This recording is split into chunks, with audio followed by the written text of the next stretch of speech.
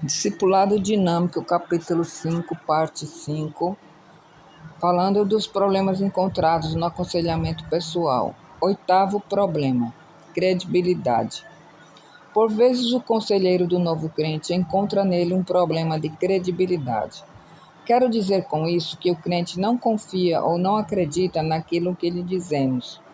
É um problema bastante sério, porque ele deve ver-nos como uma autoridade, para que tenha a motivação certa para aprender e aplicar em sua vida aquilo que lhe ensinamos.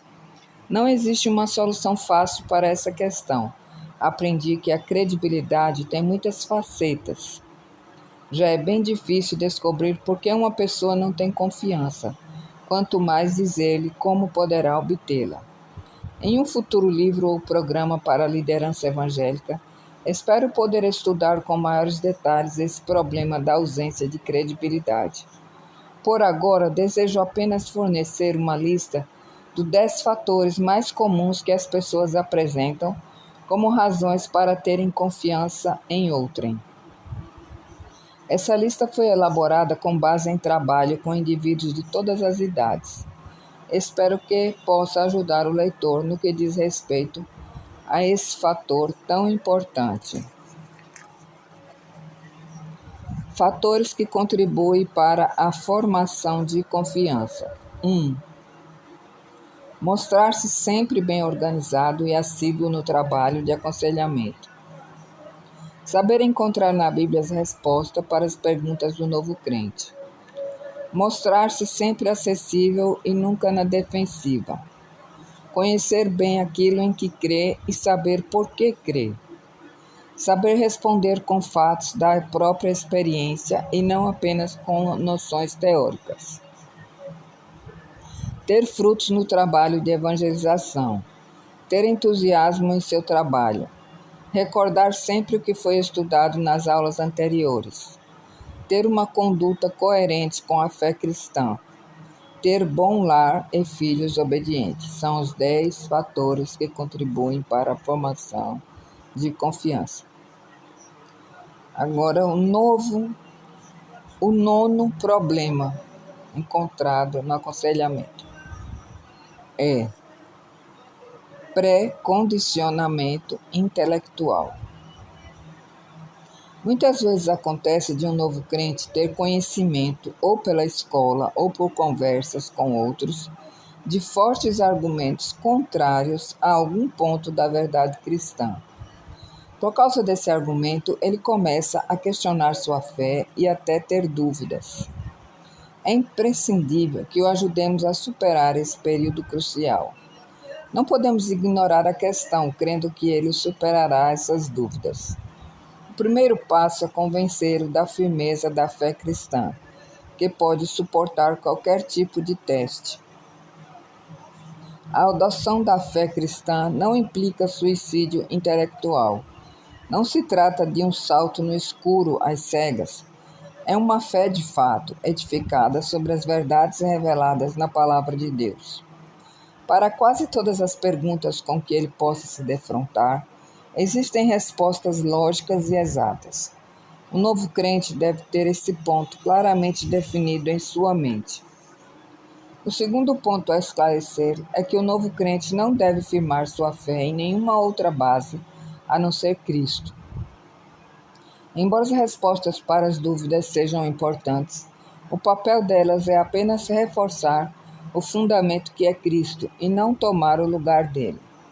É necessário que isso fique bem claro, para que a pessoa edifique sua fé sobre a revelação da palavra de Deus, e não sobre especulações filosóficas, mesmo que sejam profundamente convincentes.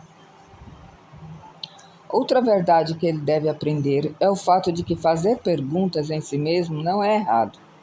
Muitas vezes, as perguntas são indicações de que existe fome e sede de se saber mais acerca das verdades divinas.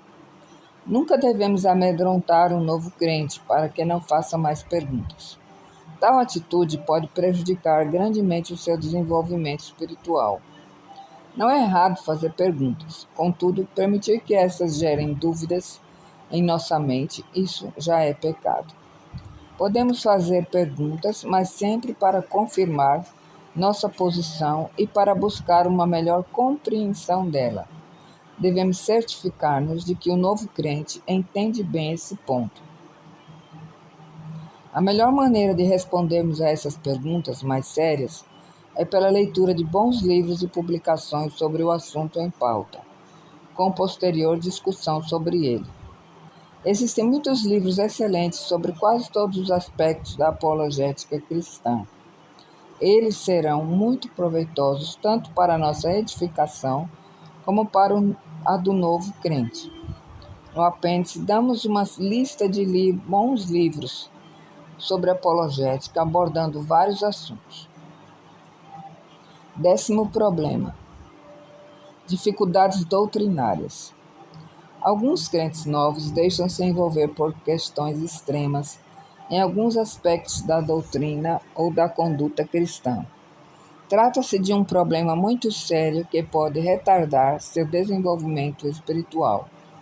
Esse tipo de problema deve-se à imaturidade da pessoa. Sendo recém-convertida, ela é uma criancinha em Cristo e, como outras criancinhas, atua no plano emocional a maior parte do tempo. Sua fé possui muito pouco conteúdo intelectual, por isso ela constitui um terreno muito propício ao desenvolvimento de posições extremas questionáveis.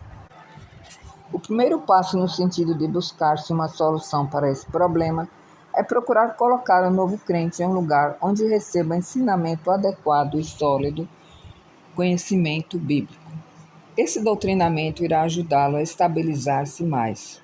Analisemos com ele os pontos divergentes entre os diversos grupos evangélicos, forma de batismo, governo eclesiástico, etc. Ele deve compreender que não temos mente tão tacanha que não possamos entender essas diferenças de opinião. No entanto, deve também perceber que somos inflexíveis no que diz respeito às doutrinas básicas, doutrinas essas que constituem uma base legítima para posições dogmáticas. Essas precisam ser defendidas e as verdades acerca da vida abundante devem ser preservadas contra a adição de ideias antibíblicas. Precisamos adverti-lo para que não frequente reuniões de grupos que se situam fora dos muros sólidos da cristandade evangélica. Essas providências ajudarão muito na solução do problema. Conclusão. Acabamos de examinar esse capítulo um bom número de problemas básicos.